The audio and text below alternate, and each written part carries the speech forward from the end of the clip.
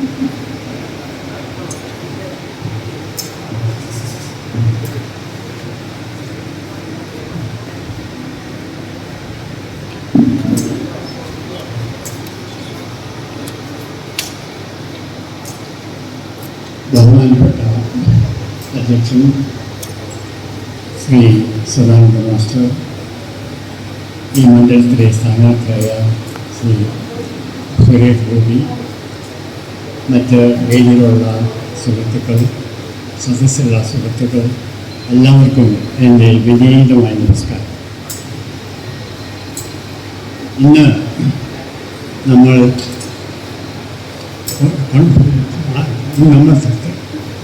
പറ്റി ഈ മണ്ഡലത്തിലേക്ക്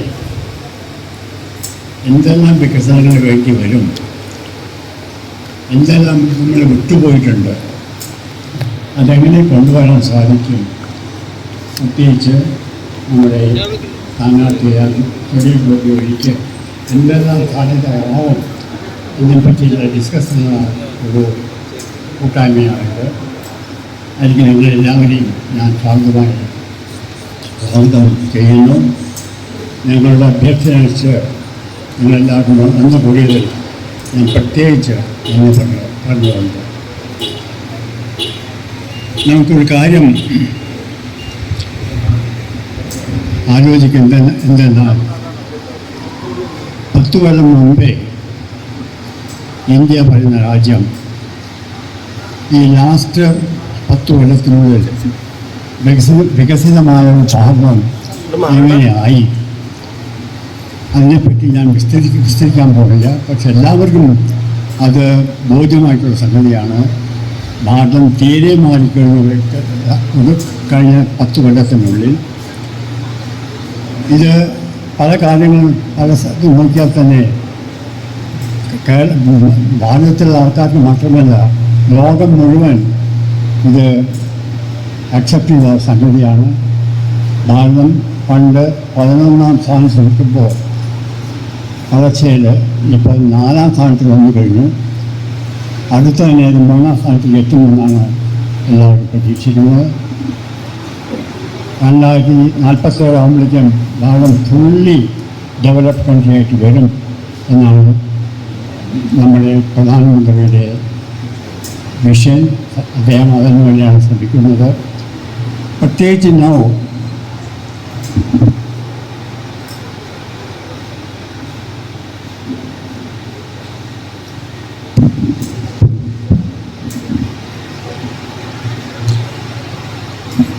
കേരളത്തിനെ സംബന്ധിച്ചിടത്തോളം നിങ്ങൾക്കെല്ലാം അറിയാമല്ലോ, നവംബർ 1-ാം തീയതി 1986 ഐക്യ കേരളം പിറവിയെടുത്തത്. അതിനുശേഷം എന്തെല്ലാം വികസനങ്ങളുണ്ടായി, എന്തെല്ലാം നമ്മൾ നഷ്ടപ്പെട്ടു, ഇതിനെപ്പറ്റി ചിന്തിക്കേണ്ട ഒരാവശ്യമുണ്ട്.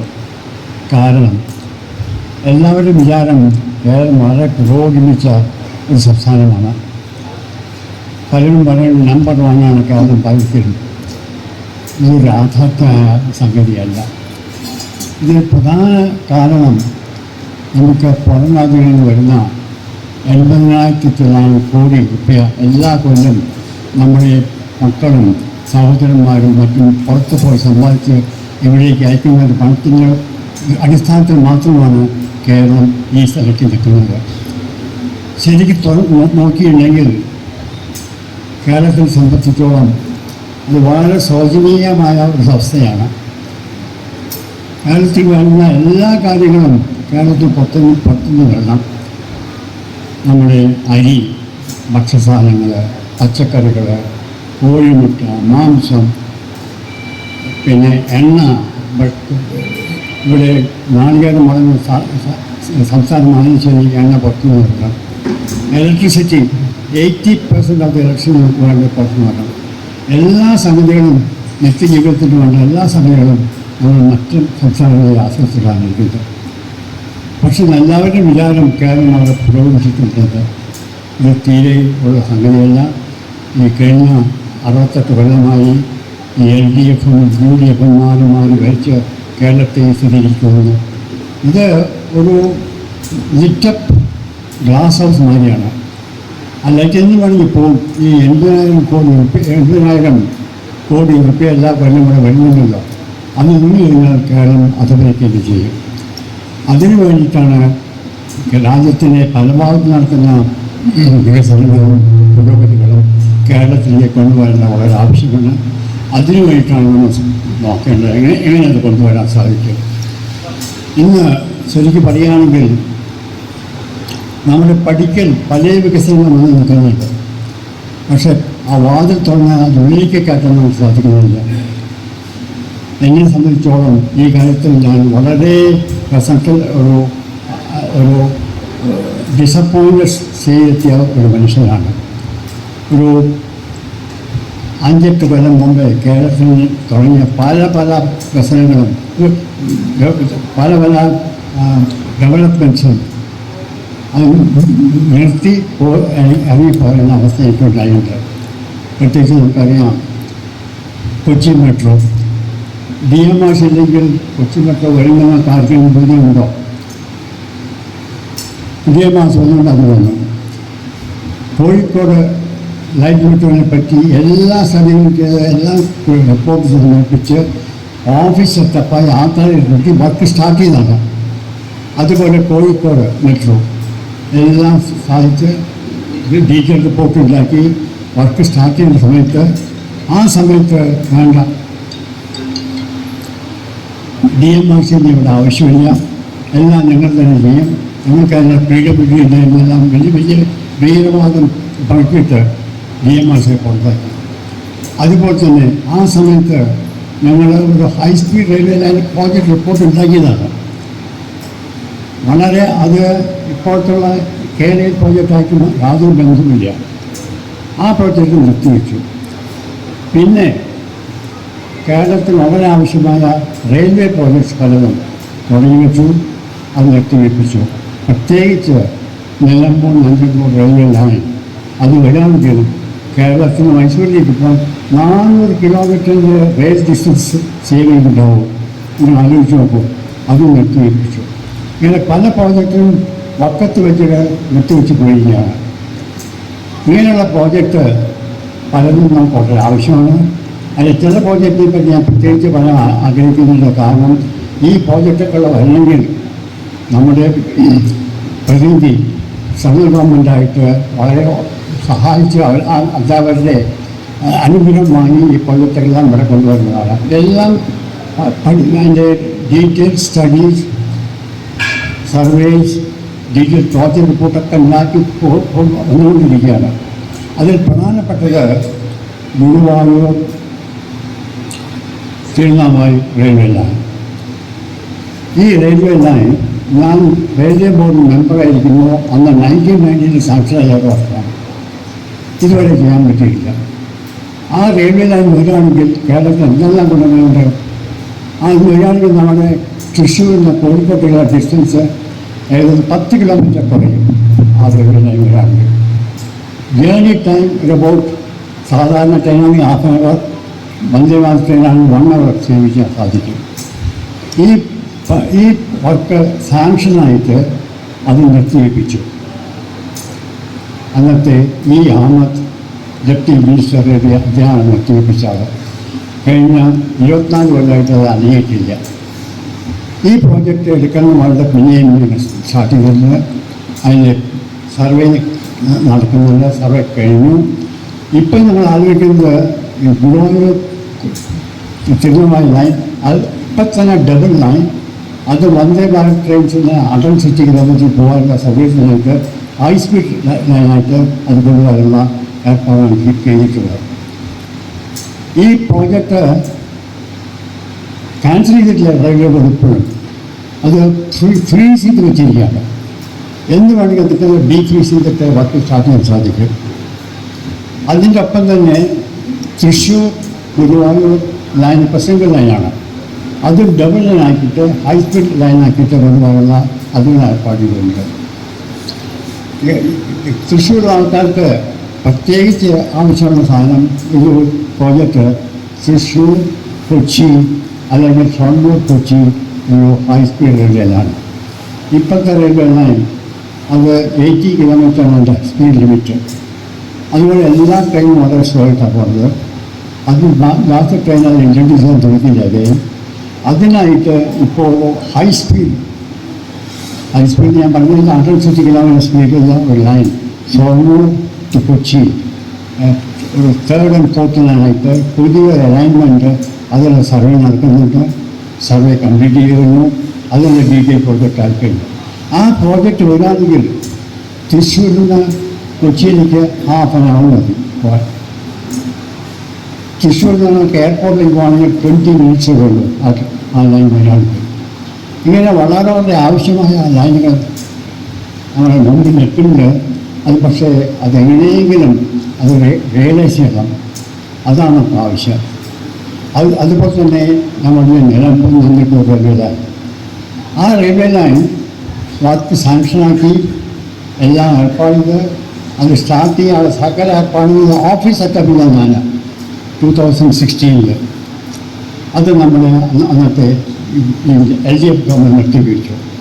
അത് വേണ്ട, നമുക്ക് തലശ്ശേരി മൈസൂർ റെയിൽവേ ലൈൻ മതി എന്ന് പറഞ്ഞാൽ നിർത്തിവെച്ചു. അതുമില്ല ഇതുമില്ല ഇപ്പോൾ.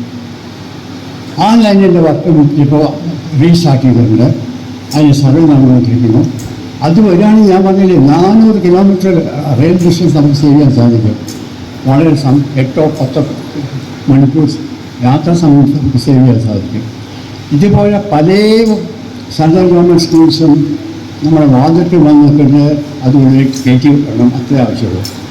വളരെ പ്രധാനപ്പെട്ട പിന്നെ നമ്മുടെ നാഷണൽ ഹൈവേ 66 ലെയിൻസായി വരികയാണ്. ഇതിനാണ് നമുക്ക് സെൻട്രൽ ഗവൺമെൻറ് ഏറ്റവും വലിയ ഒരു പ്രോജക്റ്റായിട്ട് വരാൻ പോകുന്ന കേരളത്തിന്. കാസർഗോഡ് മുതൽ കന്യാകുമാരി വരെ ഈ നാഷണൽ ഹൈവേ 6 ലെയിൻ ട്രാഫിക് അതിൻ്റെ പണി എല്ലാത്തിനും നടക്കുന്നുണ്ട്, എല്ലാവർക്കും നടക്കുന്നുണ്ട്. അത് നമ്മുടെ മന്ത്രി നിതിൻ ഗഡ്കരിയാണ് അതിന് കാര്യമായിട്ട് ഉത്സാഹപ്പെടുത്തിയിരുന്നത്. എല്ലാ സംസ്ഥാനങ്ങളിലും നാഷണൽ ഹൈവേ പണിയെടുക്കുമ്പോൾ അതിനുള്ള സ്ഥലം സ്റ്റേറ്റ് ഗവൺമെൻറ് വാങ്ങിക്കൊടുക്കണം. കേരളത്തിന് അദ്ദേഹം ഒരു കൺസെഷൻ കൊടുത്തു. ആ സ്ഥലത്തിൻ്റെ 1/4 കോസ്റ്റ് കൊടുത്താൽ മതി, ബാക്കി സെൻട്രൽ ഗവൺമെൻറ് എടുക്കാമെന്ന് കൊടുത്ത്. ഇങ്ങനെയുള്ള പല സൗകര്യം ചെയ്തു കൊടുത്തിട്ടും വർക്ക് വളരെ ഇതായിട്ട് പോകുന്നുണ്ട്. ഇപ്പോൾ വർക്ക് വളരെ ഇതായിട്ട് ഈ central government national highway scheme നിങ്ങൾക്ക് പലർക്കും അറിയാം. കൊല്ലത്തിൽ 8 കിലോമീറ്റർ നാഷണൽ ഹൈവേ നമ്മളെ എക്സ്റ്റൻഡിൽ കൊണ്ടുവന്നിരിക്കുന്നത്. അത്ര വേഗത്തിലാണ് അതിൻ്റെ എക്സ്പാൻഷൻ, നാഷണൽ ഹൈവേ എക്സ്പാൻഷൻ. ഈ ലൈനും 2-2.5 കൊല്ലത്തിനുള്ളിൽ കംപ്ലീറ്റായി തീരുന്നതാണ് എൻ്റെ വിശ്വാസം. ഇത് വന്നാലും ശരി, അത് ഈ മണ്ഡലത്തിനും വലിയൊരു ഉപകാരമായിരിക്കും. അത് വന്നാൽ തൃശ്ശൂരിൽ നിന്ന് ട്രിവാൻഡ്രത്തേക്ക് 100 കിലോമീറ്റർ സ്പീഡാണ് ലിമിറ്റ്. നമ്മൾ ഏവറേജ് 70 കിലോമീറ്റർ എടുത്താൽ കൂടി 4 മിനിറ്റിൽ എത്താം തൃശ്ശൂരിൽ നിന്ന് തിരുവനന്തപുരത്തേക്ക്. അതുപോലെ തൃശ്ശൂരിൽ നിന്ന് കോഴിക്കോട്ടേക്ക് 2 മണിക്കൂർ ആവശ്യമുള്ളൂ. ഇങ്ങനെ പല പ്രോജക്റ്റും വരാനുണ്ട്. അതിനെപ്പറ്റി നമ്മൾ ഇങ്ങനത്തെ പല പ്രോജക്റ്റ് നമുക്ക് ആവശ്യമുണ്ട്. ഞാനിപ്പോൾ എൻ്റെ മനസ്സിൽ പ്രോജക്റ്റിൽ മാത്രമേ പറഞ്ഞുള്ളൂ. ഇതുകൂടാതെ ഈ റെയിൽവേ ലൈനിൽ പല ലെവൽ ക്രോസിങ്സ് ഉണ്ട്. അതൊക്കെ ഒരു അപകടമായ സ്ഥലമാണ്. അത് ഒന്നുകിൽ ഓവർ ബ്രിഡ്ജ് അല്ലെങ്കിൽ അണ്ടർ സബ്വേ ആയിട്ട് അതെല്ലാം കൺവേർട്ട് ചെയ്യണം. ഇത് വളരെ സന്തോഷത്തോടെ ഞാൻ നിങ്ങളെ അറിയിക്കുകയാണ്. റെയിൽവേ ബോർഡ് ഡിസിഷൻ എടുത്തുകൊണ്ട് അടുത്ത 5 കൊല്ലത്തിനുള്ള എല്ലാ ലെവൽ ക്രോസിംഗും എലിമിനേറ്റ് ചെയ്യുക. ഈ ഡിസിഷൻ എടുത്ത് 2-3 കൊല്ലമായി. കേരളത്തിൽ ഇതുവരെ ഒരൊറ്റ ഓർപ്പിക്ക് ഞങ്ങൾ മാറ്റിയെടുത്തിട്ടില്ല ഇതുവരെയൊക്കെ. ഇത് കണ്ടിട്ട് റെയിൽവേ ബോർഡ് ഒരു 3-4 മാസം മുമ്പേ ഒരു ഡിസിഷൻ എടുത്തു. ഈ level crossing elimination state government ചെയ്യേണ്ട, ഞങ്ങളെല്ലാം മുഴുവൻ ചെയ്യാം, അതിന് കോസ്റ്റ് മുഴുവൻ ഞങ്ങൾ തന്നെ എടുക്കാം. അത് പറഞ്ഞൊരു ഡിസിഷൻ എടുക്കുന്നുണ്ട്. ആ ഡിസിഷൻ പ്രകാരം നമുക്ക് എല്ലാ ലെവൽ ക്രോസിംഗ് മാറ്റാൻ കഴിയും. അതുകൊണ്ട് വണ്ടികളുടെ വേഗത കൂട്ടുക മാത്രമല്ല, അതുകൊണ്ടുള്ള പല ആക്സിഡൻറ്റുകളും നമുക്ക് ഇല്ലാതാക്കാൻ സാധിക്കും.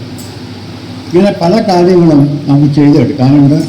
ഇതെല്ലാം ചെയ്ത് കിട്ടണമെങ്കിൽ നമുക്ക് നല്ല സമർത്ഥനും കോമ്പറ്റൻ്റായ ഒരു പ്രതിനിധി കേരള ഈ സ്ഥലത്ത് നിന്ന് സെൻട്രൽ ഗവൺമെൻറ് ഉണ്ടാവണം.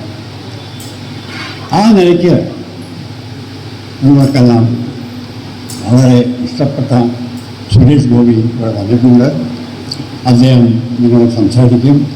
അദ്ദേഹത്തെ പോലെ ഒരു ഡൈനാമിക് പേഴ്സൺ നമുക്ക് ആവശ്യമാണ്.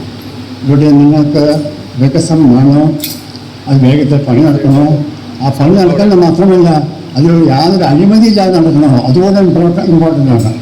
നടക്കണമെങ്കിൽ നമുക്ക് നല്ലൊരു പ്രധാനപ്പെട്ട നല്ല സ്വാധീനമുള്ള ഒരു ഡൈനാമിക് പേഴ്സൺ നമ്മുടെ സെൻട്രൽ ഗവൺമെൻറ് ഉണ്ടായിരിക്കണം.